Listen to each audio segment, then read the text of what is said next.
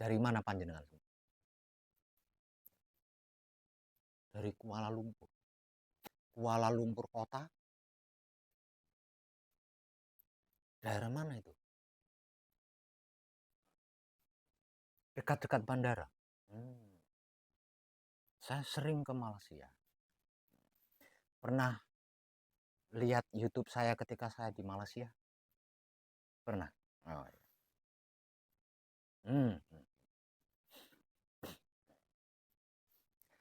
Berempat Malaysia semua. 4 orang. Yang bukan dari Malaysia yang mana? Dari mana? Dari Riau.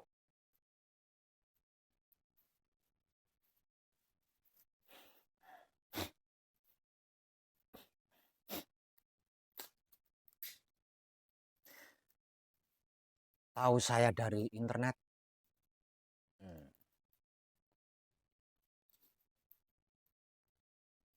Artinya sebelum sampai di tempat ini, sedikit banyak kan sudah mengetahui melalui YouTube ya tentang saya. Namun enggak salah paham tentang saya. Enggak. Kalau menurut panjenengan, apa yang saya sampaikan itu tentang apa coba?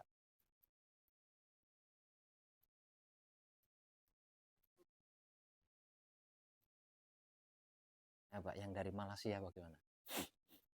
Kalau menurut panjenengan, apa yang saya sampaikan itu tentang apa coba? Sejatinya diri. Bagaimana? Sama, sama, sama. Jati diri, jati diri. Paham bahasa Indonesia kan hanya beda sedikit kan ya. Bahasa Indonesia dengan bahasa Malaysia kan hanya beda-beda sedikit saja kan. Nah, sebenarnya kan sama.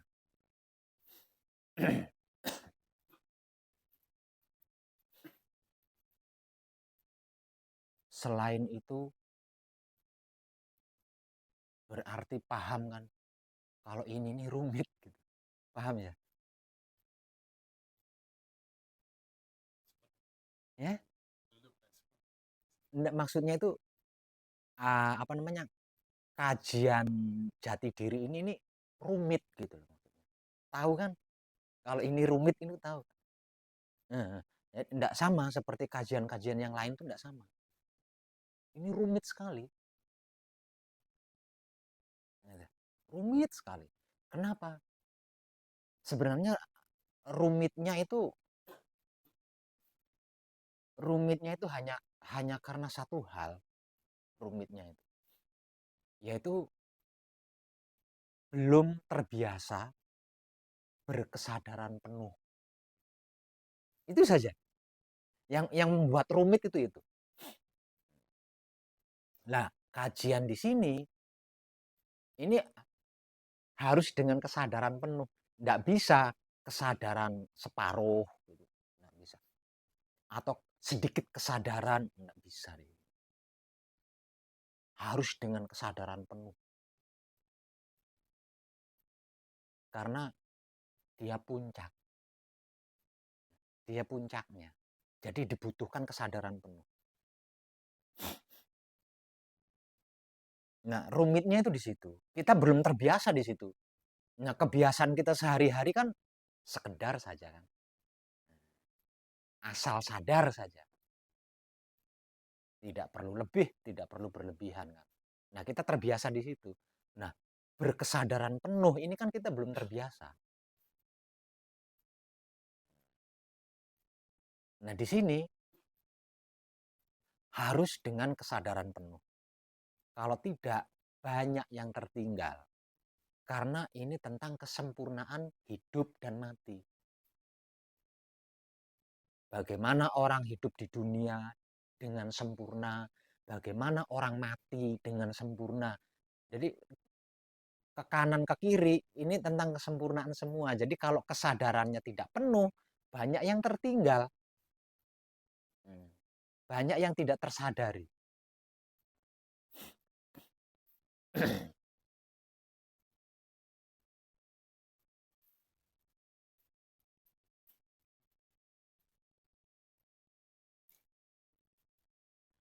Silakan.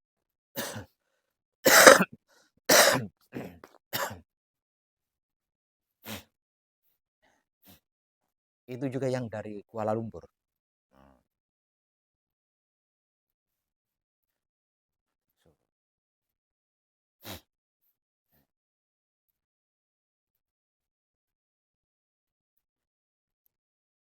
Mungkin, mungkin kajian tentang jati diri.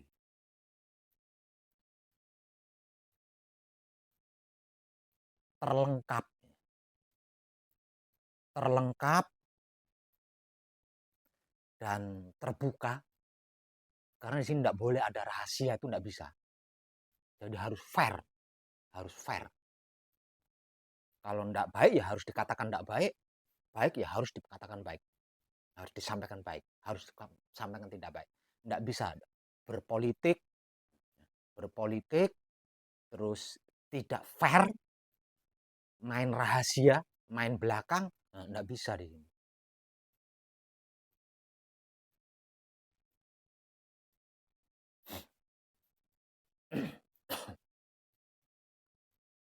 Dan kajian tentang jati diri yang paling lengkap dan paling terbuka untuk saat ini loh ya, untuk saat ini loh. Saya tidak tahu nanti ke depannya itu ada atau ada lagi atau enggak, itu saya tidak tahu. Karena ke depan itu kan masih belum milik saya. Jadi saya tidak punya hak untuk mengetahui ke depan, itu belum punya hak karena itu belum milik saya dan belum tentu milik saya. Jadi untuk saat ini kajian tentang diri yang paling lengkap dan paling terbuka baru ini.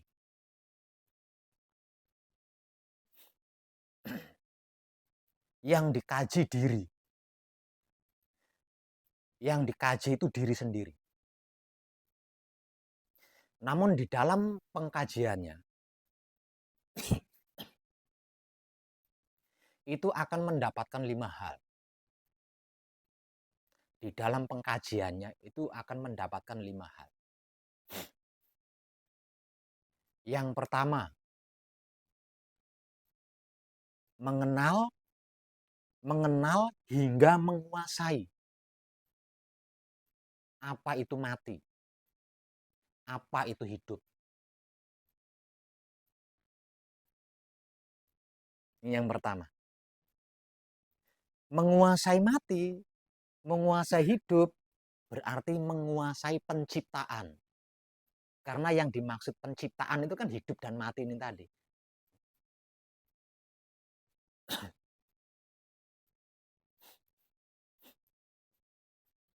Yang kedua,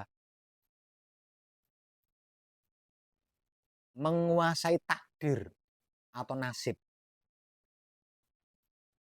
Yang kedua, menguasai takdir atau nasib.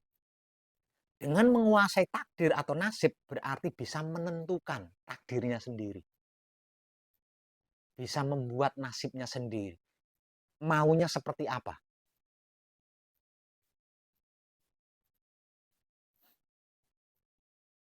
Yang ketiga,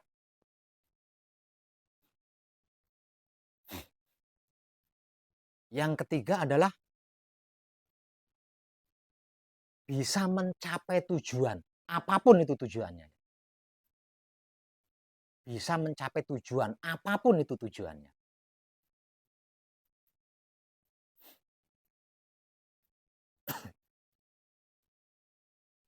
Yang keempat,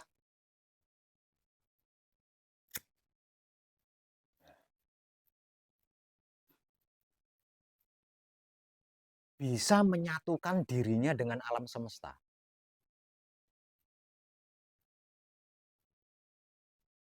Dan yang kelima,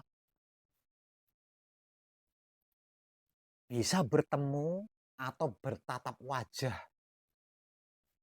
dengan yang selama ini disebut-sebut sebagai guru sejati atau sang guru sejati atau sang ratu adil atau sang satria paningit atau sang Imam Mahdi.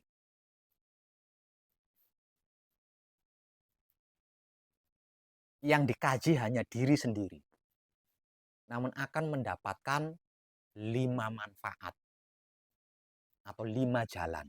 Nah, dari kelima-limanya ini tinggal mana yang menjadi tujuan hidupnya, itu yang mana. Kalau tujuan hidupnya di dunia ingin menguasai hidup dan mati, maka laku tentang hidup dan mati ini harus dilakukan dengan disiplin.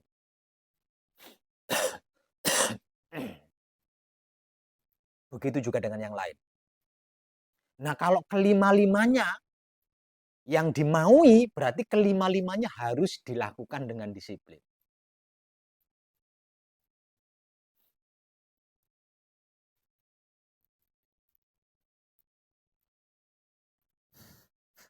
Bukankah 5 hal ini yang dimaui manusia di dunia? Kira-kira ya enggak? Bisa menguasai hidup dan mati, bisa menentukan takdirnya sendiri atau nasibnya sendiri, bisa mencapai apapun yang dia tuju hingga sukses, bisa manunggal dengan alam semesta, bisa bertatap wajah dengan sang Imam Mahdi atau sang guru sejati. Ada satu lagi, bisa menyelamatkan apapun, bahkan bisa menyempurnakan apapun yang dikehendaki. 6.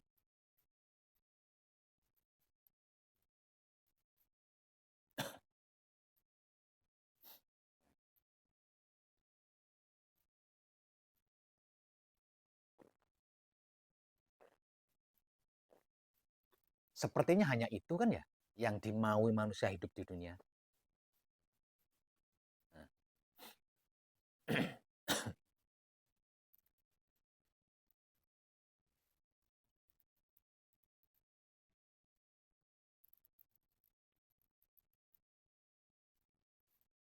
Hanya saja spiritualnya yang kebanyakan orang tidak suka.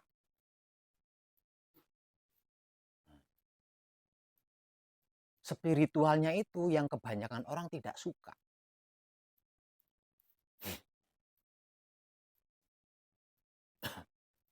Karena di dalam spiritualnya, kebersihan otak atau pikirannya harus terjaga. Dari prasangka-prasangka buruk, prasangka-prasangka negatif, atau suuzon, harus terjaga dengan itu. Di dalam spiritualnya, kebersihan hati atau batinnya harus terjaga. Dari rasa dan perasaan sirik, iri, dengki, benci, dendam, fitnah. Kebersihan kelaminnya atau syahwatnya harus terjaga. Dari keinginan-keinginan jahat. Seperti mencari-cari kesalahan orang lain, mencari-cari kekurangan orang lain, keburukan orang lain untuk dihakimi.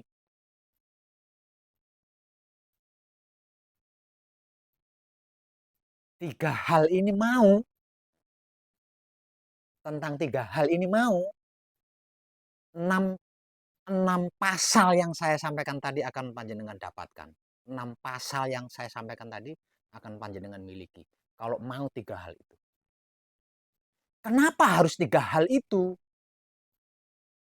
Kenapa harus menjaga kebersihan otak atau pikiran?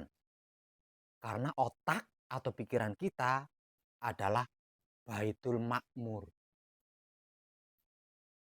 Kenapa harus menjaga kebersihan hati atau batin kita? Karena hati atau batin kita adalah Baitul Muharram.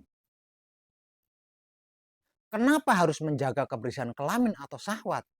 Karena kelamin atau syahwat kita adalah Baitul Muqaddas atau Baitul Maqdis. Mau, ini bukan tentang bisa atau tidak bisa. Semua manusia hidup sesungguhnya bisa. Tinggal mau apa tidak. Mau menjaga 3 singgasana ini, maka 6 pasal yang sudah saya sampaikan tadi akan panjenengan dapatkan. Dalam satu kajian diri saja.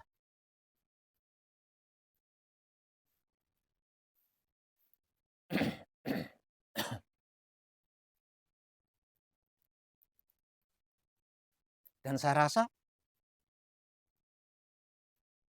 hanya orang-orang yang belum capek,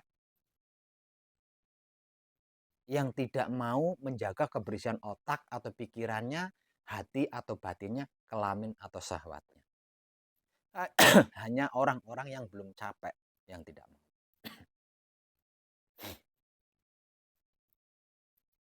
Kalau orang yang sudah capek pasti mau. Karena seumur hidup ketika kita berprasangka buruk, ketika kita berprasangka jelek, berprasangka negatif, hasilnya apa? Apakah dengan berprasangka buruk hutang kita lunas? Apakah dengan berprasangka buruk kita menjadi kaya raya? Tidak, bukan? Artinya kalau sudah capek pasti mau.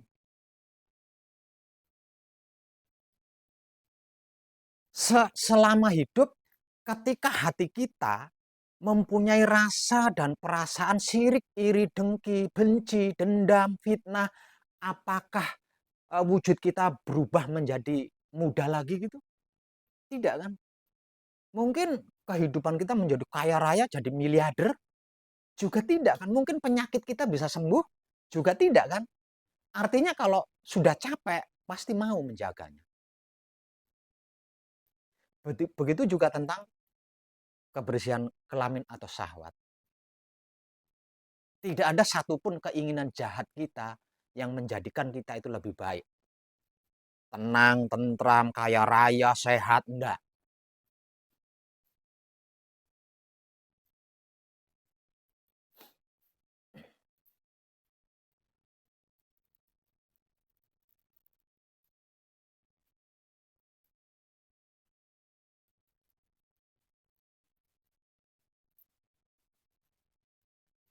Itu loh, apa yang sedang kita kaji itu seperti itu.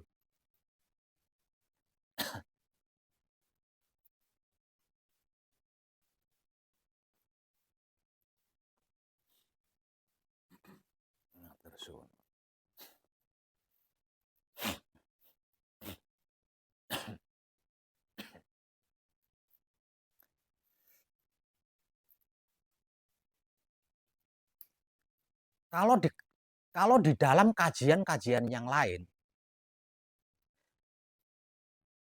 dengan alasan terpaksa atau lupa atau hilang bisa melakukan, tapi kalau di sini tidak bisa. Lupa itu tidak bisa, hilap terpaksa tidak bisa. Kenapa? Karena kita dalam lingkup kesadaran. Kalau sampai lupa berarti kesadarannya putus, kan? Kesadarannya berhenti, ya.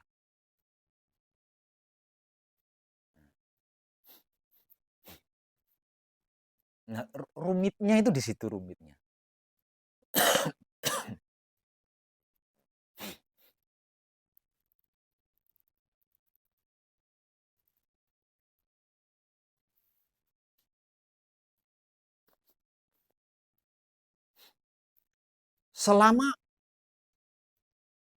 Selama otak atau pikirannya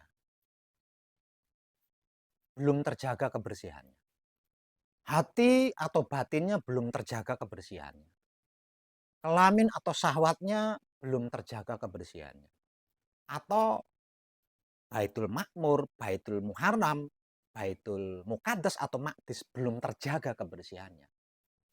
Maka selama itu apa yang sedang kita kaji ini nonaktif. Nah, karena nonaktif, kita nggak mendapatkan apa-apa. Nah, jadi apa yang kita lakukan tidak lebih dari olahraga, apa yang kita baca tidak lebih dari nyanyian atau lagu atau syair, tidak lebih dari itu.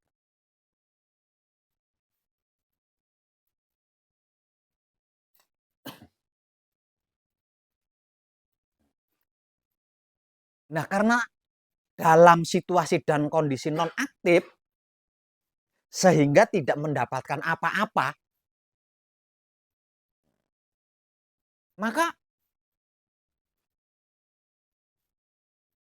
akan mudah tertarik, akan mudah tergoda, akan mudah terpengaruh,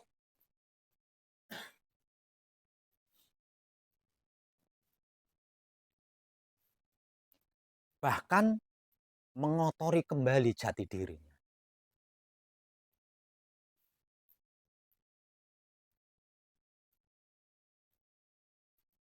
Padahal jati dirinya bisa digunakan untuk mengenali hidup dan mati.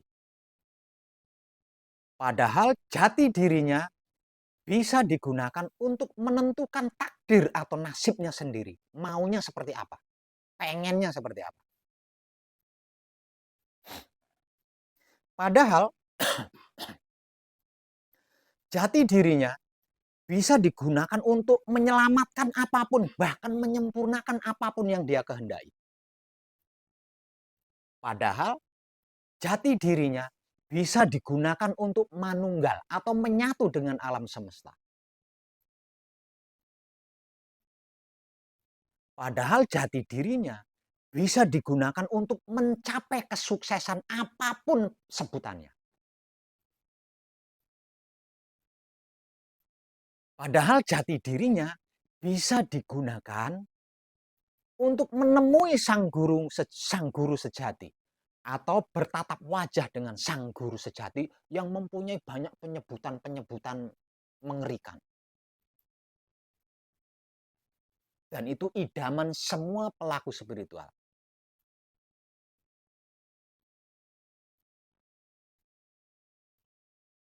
Nah, karena tidak mendapatkan apa-apa, disebabkan jati dirinya dalam keadaan nonaktif, maka ketika ada kajian itu dia akan tertarik. Ada pembelajaran itu dia akan tertarik. Lalu pindah belajar lagi, pindah belajar seperti itu. Dan itu nggak ada berhentinya, nggak ada habisnya. Padahal jati dirinya 6 pasal yang sudah saya sampaikan tadi itu ada di dalam dirinya sendiri.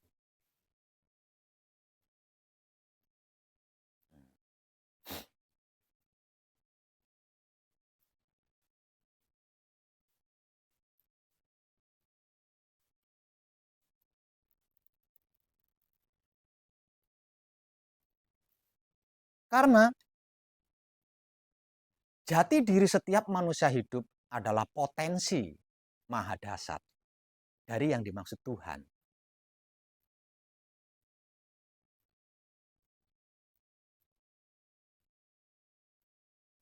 Jadi mengenal diri yang berarti mengenal potensi maha dasar itu tadi, maka bisa apa saja.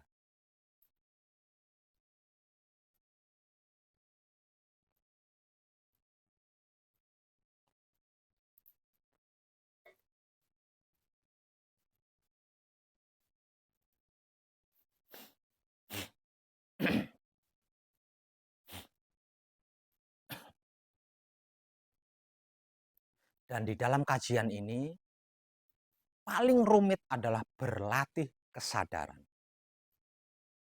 Kita diberi hidup selama 24 jam full, tanpa jeda, tanpa henti.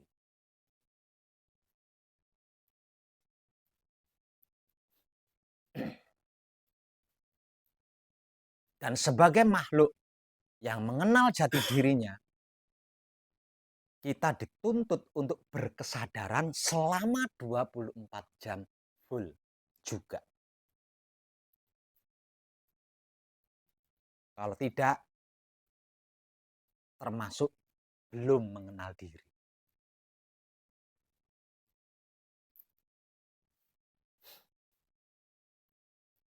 Pembelajaran-pembelajaran ini akan panjenengan dapatkan selama manekung, selama gembleng di sini. Maka perhatikan baik-baik dan praktekkan apa yang dimotivasikan. Sampai panjenengan benar-benar menghafalnya. Paham, enggak akan lupa. Karena nanti ketika panjenengan balik ke Malaysia, di sana nggak ada yang mengawasi. Panjenengan sendiri di sana, nggak ada yang mengawasi. Kalau lupa harus bisa ingat sendiri. Jangan menunggu ada yang mengingatkan. Karena di sana panjenengan tidak ada yang mengawasi.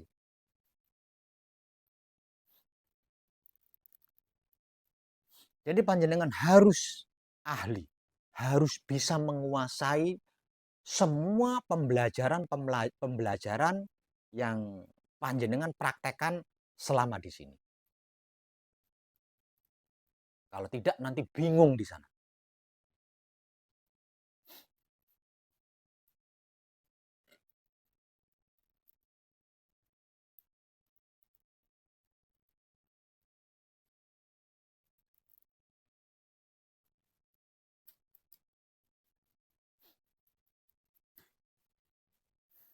Sesungguhnya semua keyakinan, semua kepercayaan, apapun label penyebutannya, itu muaranya di sini. Puncaknya itu di sini. Dan saya yakin ada banyak yang paham. Ada banyak sekali yang paham. Hanya saja mereka takut untuk masuk ke area ini, untuk masuk ke area jati diri ini, mereka takut. Takut kehilangan omset bisnis spiritual. Karena kalau sudah masuk ke dalam area jati diri tidak bisa berbisnis. Tidak bisa berbisnis spiritual. Tidak bisa lagi berpolitik spiritual. Tidak bisa lagi sebagai mafia spiritual, tidak bisa lagi kalau sudah masuk ke area jati diri. Banyak yang paham sebenarnya. Terutama para tokoh-tokoh yang sudah ahli, paham semua ini. Hanya saja mereka takut untuk masuk ke area jati diri. Sebab kalau sudah masuk, mereka tidak bisa menjadi mafia lagi. Tidak bisa berbisnis spiritual lagi.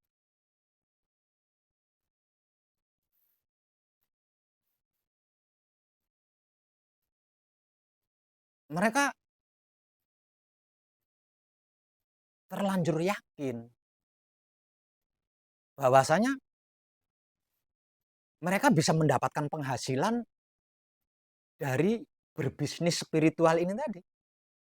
Jadi kalau tidak berbisnis spiritual, kalau tidak bermain mafia spiritual, mereka mengeklaim dirinya tidak dapat penghasilan. Padahal jati dirinya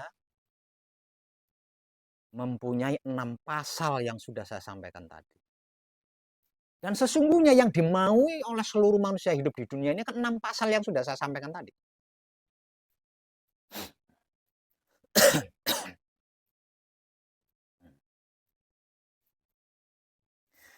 Kalau panjenengan berhasil melakukan semua yang dimotivasikan selama panjenengan di sini dengan baik, maka panjenengan akan mendapatkan patrap samadhi mijil sowan.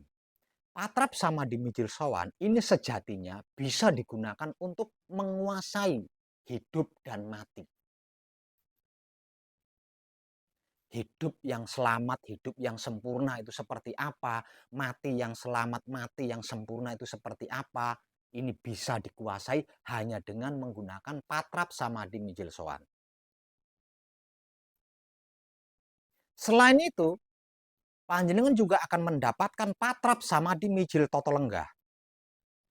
Patrap Samadhi Mijil Toto Lenggah ini sejatinya bisa digunakan untuk menentukan takdirnya sendiri.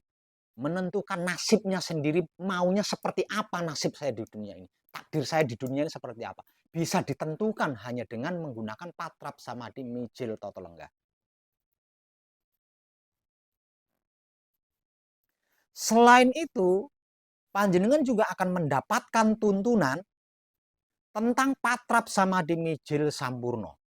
Nah, Patrap Samadhi Mijil Sampurno ini sejatinya bisa digunakan untuk menyelamatkan apapun, bahkan bisa digunakan untuk menyempurnakan apapun yang panjenengan kehendaki. Hanya dengan melakukan Patrap Samadhi Mijil Sampurno.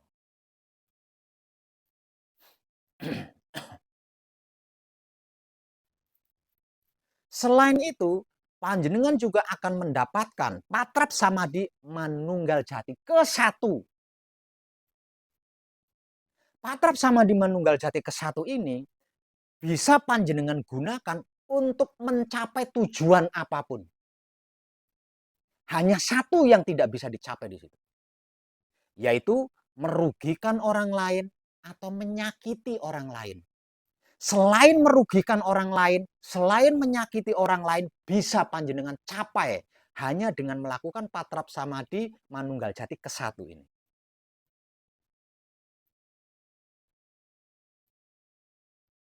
Selain itu, panjenengan juga akan mendapatkan Patrap Samadhi Manunggal Jati kedua.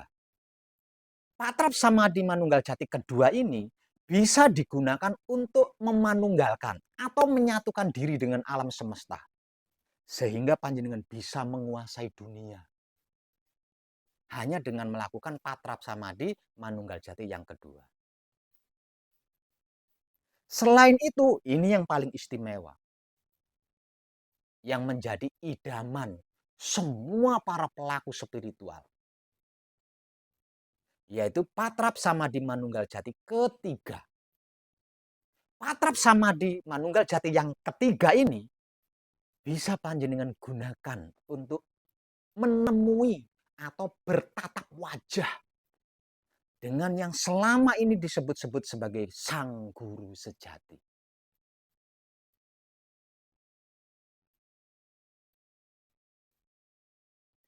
Apa yang kurang dari 6 pasal ini?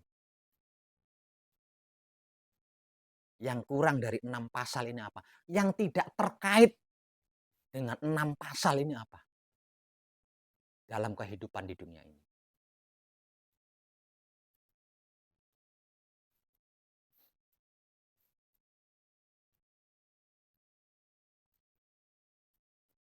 Hanya saja yaitu tadi, kebersihan otak atau pikirannya atau baitul makmurnya harus terjaga.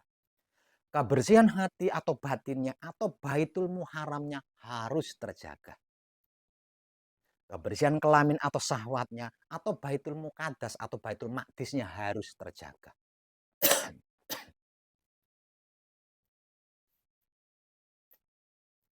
Atau titik hotspot cakra otak, titik hotspot cakra jantung, titik hotspot cakra kelamin, kebersihannya harus terjaga. Karena di 3 titik inilah yang dimaksud Tuhan itu berkuasa atau berdomisili atau bertahta. Kalau tahtanya tidak bersih, dia adalah maha suci. Mana mungkin bertahta di sesuatu yang tidak suci. Jadi istilah atau kalimat suci yang selama ini kita dengar itu bukan sesuatu yang mustahil. Suci, kata lain daripada suci adalah bersih. Hanya saja bedanya kalau suci itu ukuran Tuhan. Nah, kalau ukuran makhluk itu bersih. Namun sama maknanya. Hanya beda hakikatnya. Kalau suci itu hakikatnya Tuhan, kalau bersih itu hakikatnya makhluk.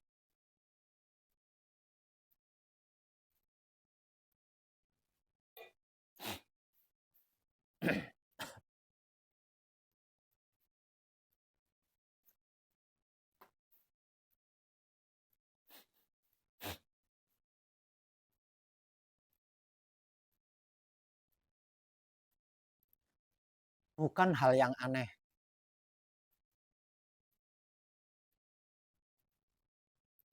Kalau orang-orang Malaysia banyak yang tergugah kesadarannya tentang hal ini. Karena leluhur kita sama.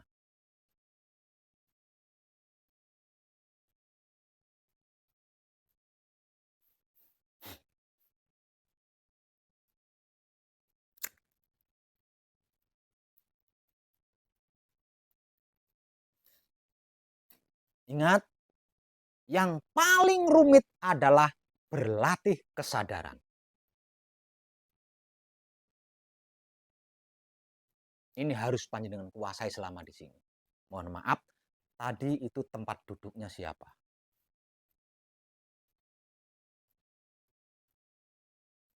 Hmm. Bagaimana pelatihan kesadaran panjenengan bagaimana? Rencananya nanti itu masih belum milik kita. Nah, bagaimana sebelum nanti itu kita sudah mati? Dibenahi dulu, hujan. Rumit kan kesadaran itu? Rumitnya itu tentang kesadaran itu.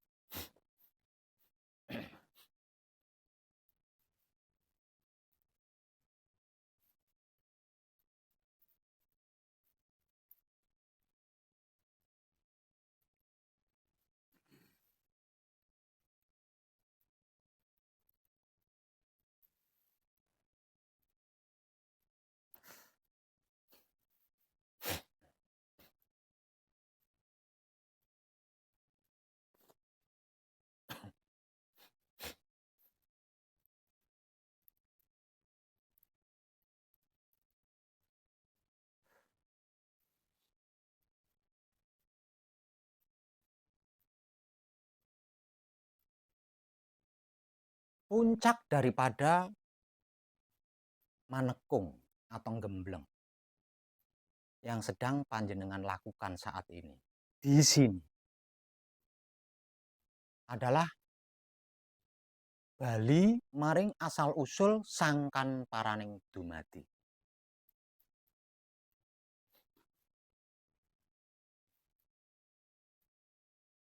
Atau innalillahi wa inna ilahi rojiun.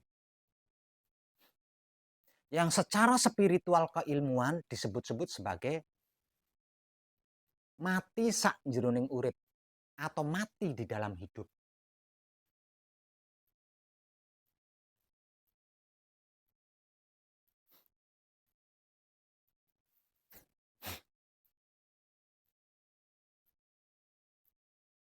Untuk mendapatkan 6 pasal yang sudah saya dapatkan tadi, panjenengan harus melalui jalan itu.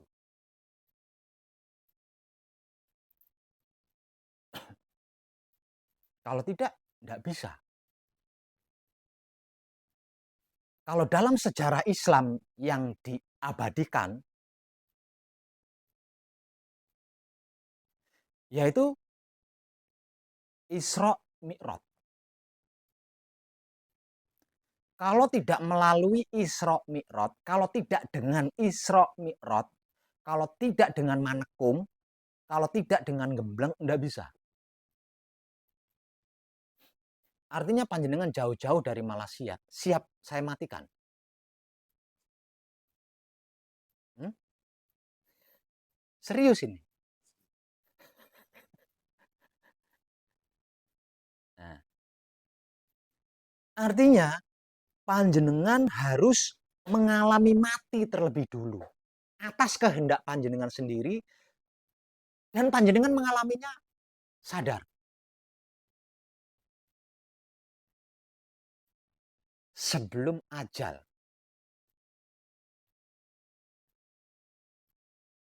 Jadi sebelum ajal datang, panjenengan harus mengalami sudah mati terlebih dulu.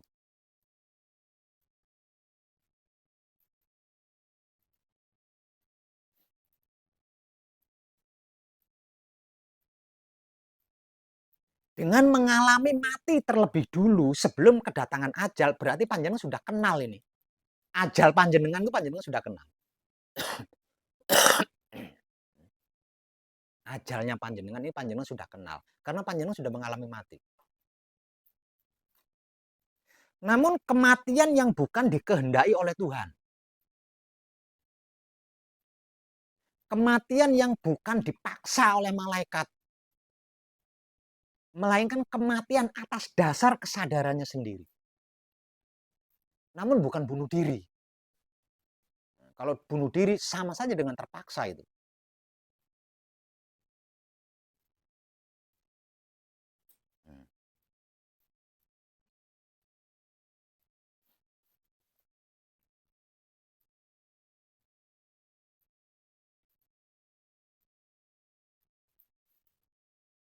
Jadi untuk memperjalankan ruh, untuk mi'raj, agar supaya bisa mengalami mati sebelum mati, atau mati di dalam hidup,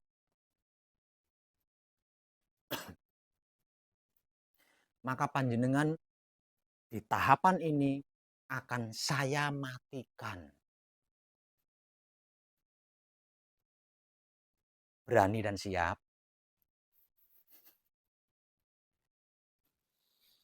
Berani, siap, sungguh? Karena nggak ada jalan lain.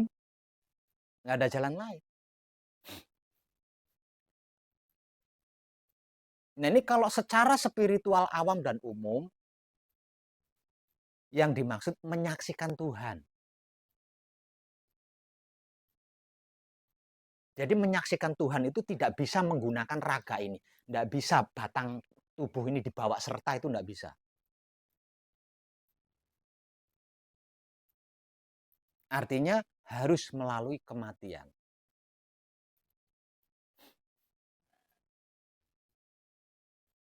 Panjenengan berani datang ke tempat saya, berarti berani untuk ini kan? Jangan risau. Saya bertanggung jawab untuk menghidupkan kembali. Hanya beberapa menit saja.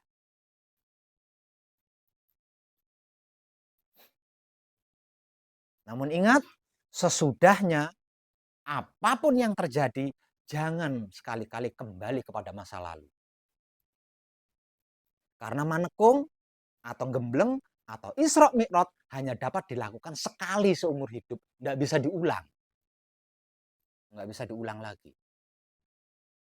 Maka panjenengan harus mempertahankannya.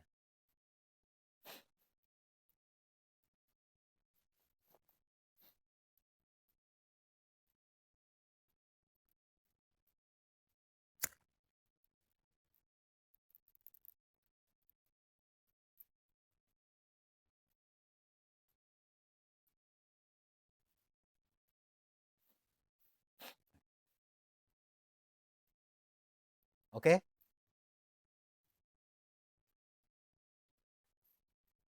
Untuk yang dari Malaysia. Adakah pertanyaan buat saya?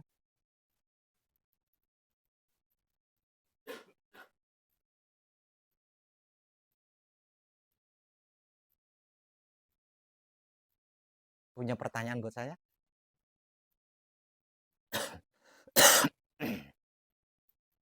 Yang lain? Ayo. Panjenengan harus bertanya. Kalau tidak, apa yang saya sampaikan itu akan termasuk dogma.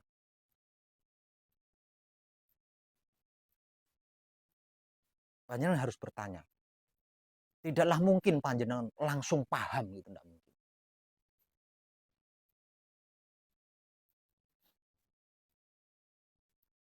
Padahal apa yang saya sampaikan itu adalah realita jati dirinya manusia hidup.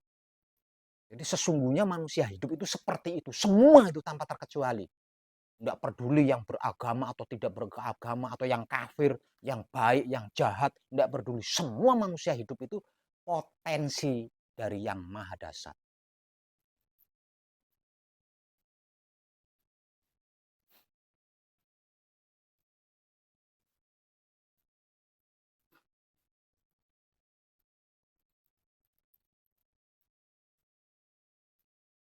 Nah, kalau semua manusia hidup itu sadar ini, ngerti, paham, tahu, sadar ini, nggak ada satupun manusia hidup yang macem-macem, yang aneh-aneh, itu nggak ada.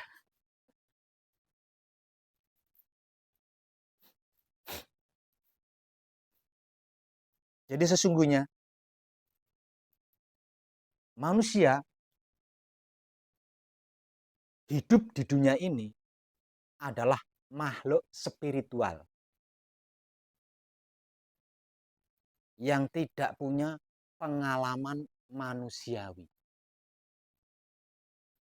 Jadi tidak lain dan tidak bukan, tujuan manusia hidup di dunia ini adalah belajar menjadi manusiawi, bukan berspiritual. Karena dia adalah makhluk spiritual, bukan makhluk manusiawi, makhluk spiritual. Itu semua ya, semua manusia hidup adalah makhluk spiritual. Hidup di dunia ini untuk belajar bermanusiawi.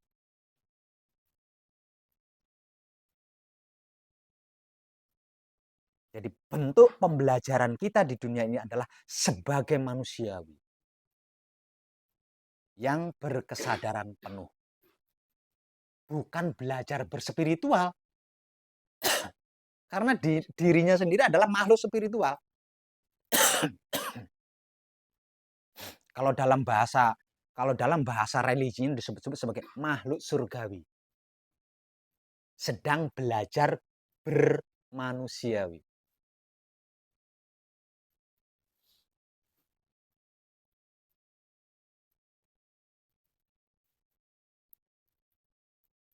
Media belajarnya ya batang tubuh ini, media belajarnya. Manusiawi kita kan batang tubuh ini. Inilah media belajarnya. Makanya disebut mengkaji diri. Bukan ke sana ya, ke sini. Mengkaji diri sendiri, bukan ke sana. Nah, diri yang dikaji adalah batang tubuh ini. Kalau di dalam batang tubuh ini tidak perlu dikaji karena dia adalah makhluk spiritual. Yang perlu dikaji ini adalah diri ini loh, yang membungkus ini loh.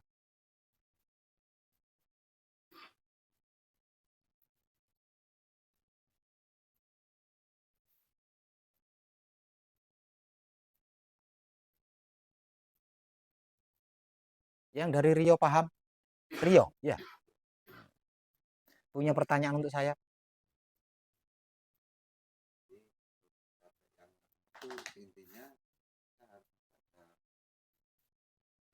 Untuk apa?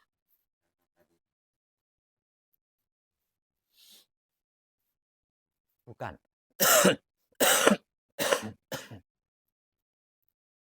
Untuk mempertahankan hasil mikrot nantinya. Hasil manekung atau hasil gembleng adalah menjaga 3 singgasana.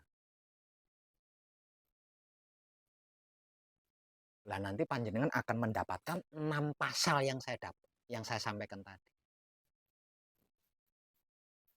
Bisa menguasai 6 pasal yang saya sampaikan tadi.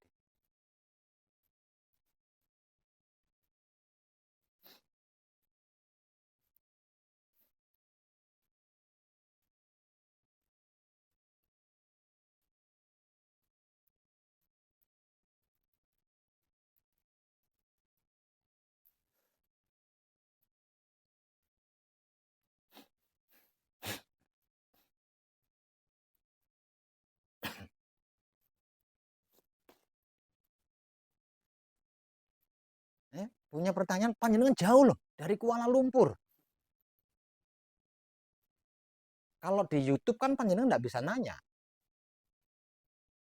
Cocok tidak cocok, paham tidak paham, panjenengan cuma nyimak aja kan. Nah, sekarang bertatap wajah langsung sama manusianya. Sama orangnya.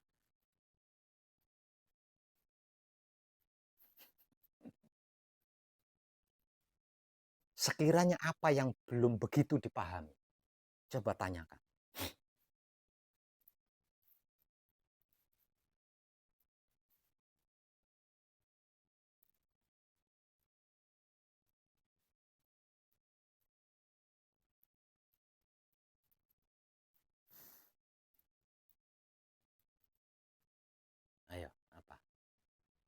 Sebelumnya pernah berspiritual? Pernah? Pernah? Di hakikat atau tarekat? Tarekat.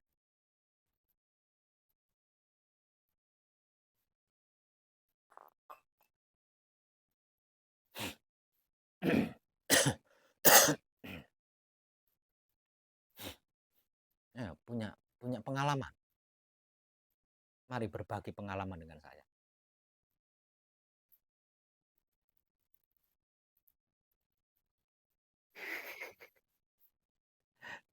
Soalnya di dalam spiritual religi, saya pernah mendalami syariat. Saya pernah mendalami hakikat. Saya pernah mendalami tarekat, saya pernah mendalami tasawuf, saya pernah mendalami makrifat. Dan kesimpulan saya setelah menjelajahi 5 ini, ternyata yang tertinggi itu justru syariat. Harusnya syariat ini dipelajari paling akhir.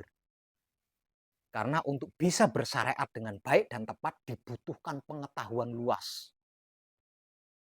Karena jika tidak, yang ada hanya ego, pamrih, arogan yang ada. Itu kesimpulan saya. Yang mayoritas sekarang berawal dari syariat dulu. Makanya syariatnya nggak ada yang tepat. Karena apa? Karena nggak punya pengalaman, tidak punya pengetahuan untuk menjalankan syariat yang baik, yang tepat itu seperti apa, bagaimana. Nggak dapat ya. Terlebih lagi berhenti hanya di syariat. Maka masih ada 4 lagi yang harus dilalui. Jadi kalau menurut pengalaman saya, harusnya itu dari makrifat dulu.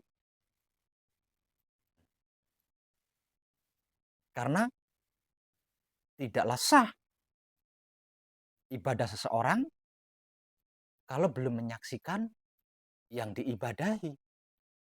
Artinya makrifat ini harusnya kan level paling pertama dipelajari. Nah setelah makrifat baru turun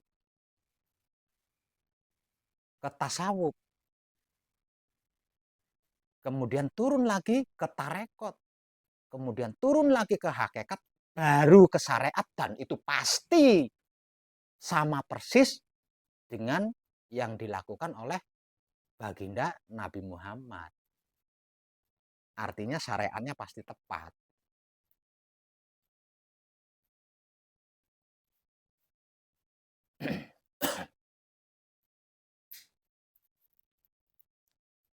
Jadi kesimpulannya syariat itu justru yang tertinggi di dalam spiritual religi loh ini. Syariat itu yang tertinggi.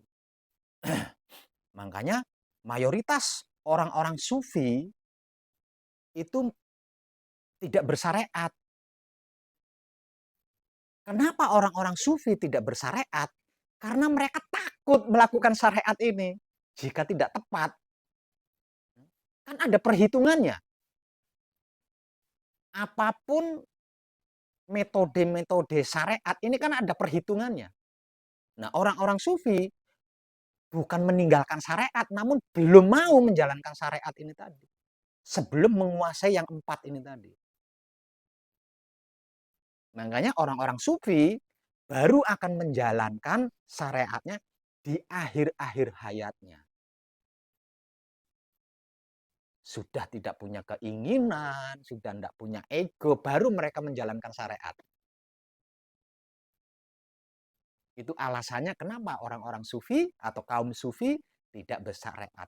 Bukan meninggalkan syariat. Mereka merasa belum mampu menjalankan syariat itu. Nah nanti di akhir, di masa-masa tuanya gitu ya, sudah tidak punya keinginan, sudah tidak punya kemauan, sudah tidak punya cita-cita. Nah itu baru mereka menjalankan syariat. Itu pengalaman yang saya dapatkan ketika saya berjelajah di setiap spiritual religi.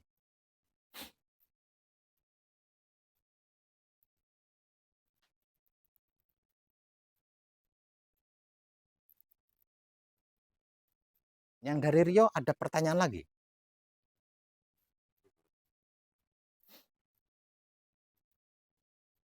Dari Rio, Pak siapa? Bapak Sutikno. Yang dari Kuala Lumpur panjenengan? Manakib. Manhakim. Manhakim. Mat Yani. Ah, nama Jawa Barat itu. Nama Sunda Ujang.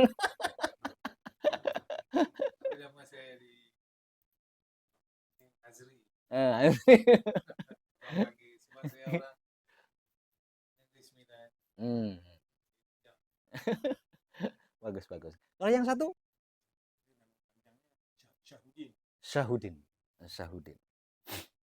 Malaysia banget. Semuanya Malaysia banget ya namanya. Kecuali satu. Itu bukan nama Malaysia itu.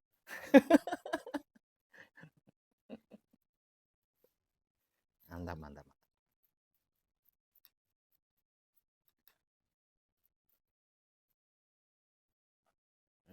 Makanya saya bilang leluhur kita sama.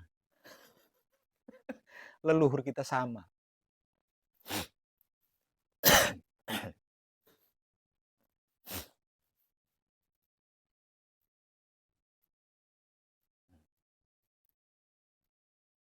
Ayo, ada yang punya pertanyaan?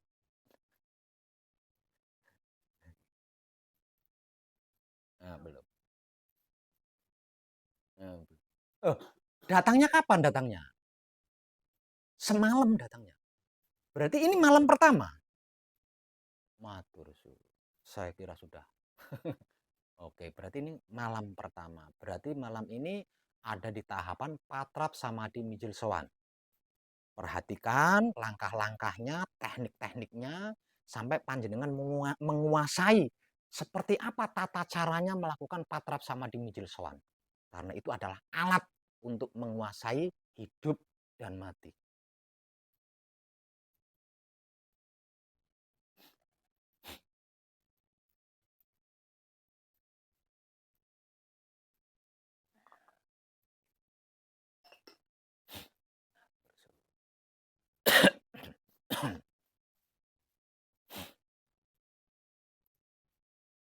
Lancar perjalanan dari Malaysia ke sini?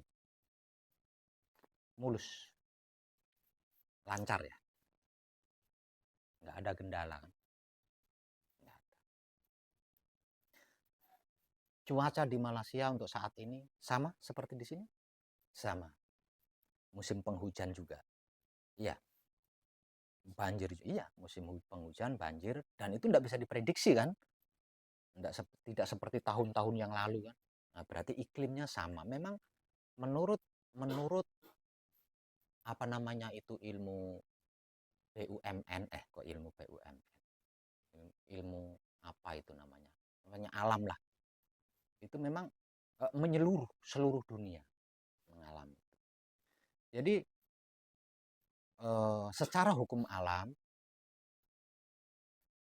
posisi matahari itu rendah sangat rendah sekali, sangat rendah untuk beberapa bulan ke depan mungkin, dimulai dari tahun 2025, tempo hari pertengahannya, dimulai dari pertengahan tahun 2025 sampai entah bulan keberapa di tahun 2026, itu posisi matahari itu sangat sangat rendah dengan bumi.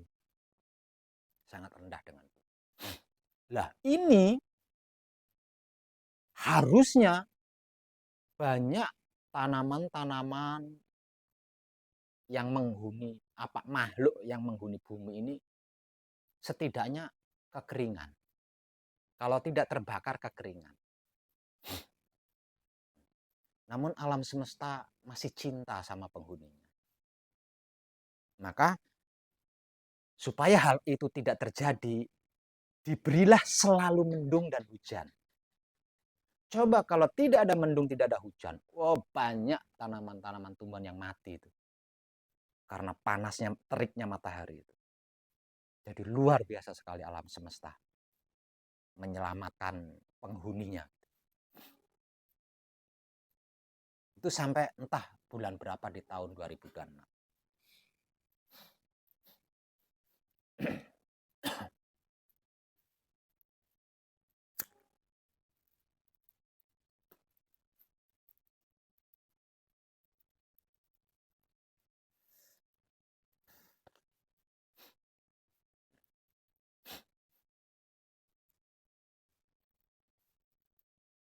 Jadi ini belum ada pertanyaan ya? Oke lah kalau seperti itu. Pesan dari saya, jangan lakukan sesuatu yang tidak dimotivasikan, ya. Lakukan apapun yang dimotivasikan dengan baik, penuh kesadaran, dan yang paling utama, kuasai. Perhatikan dan kuasai tahapan-tahapan melakukan patrap samadhi. Langkah-langkahnya, teknik-tekniknya seperti apa. Itu perhatikan sampai panjenengan menguasai. Karena itu alatnya nanti. Alat yang bisa panjenengan gunakan nantinya.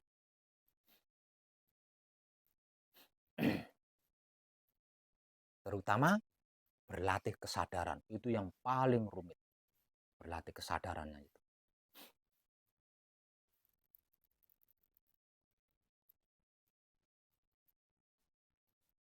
Kalau belum ada pertanyaan-pertanyaan, maka kadangan kita malam ini tanpa sengaja ini awal pertemuan kita ya, karena panjenengan baru datang. Kadangannya saya cukupkan sampai di sini, kita sambung mungkin besok atau lusanya. Terima kasih dan tercerahkan kita semuanya.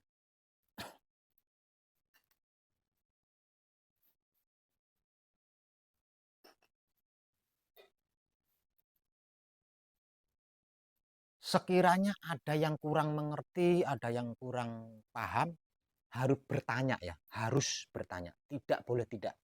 Pokoknya mengalami sesuatu yang kurang mengerti, kurang paham, langsung tanyakan. Jangan diam saja ya. Nah, nanti panjenengan bingung. Nah, kalau bingung itu nanti mengganggu manekung panjenengan atau gemblengnya panjenengan akan terganggu nanti.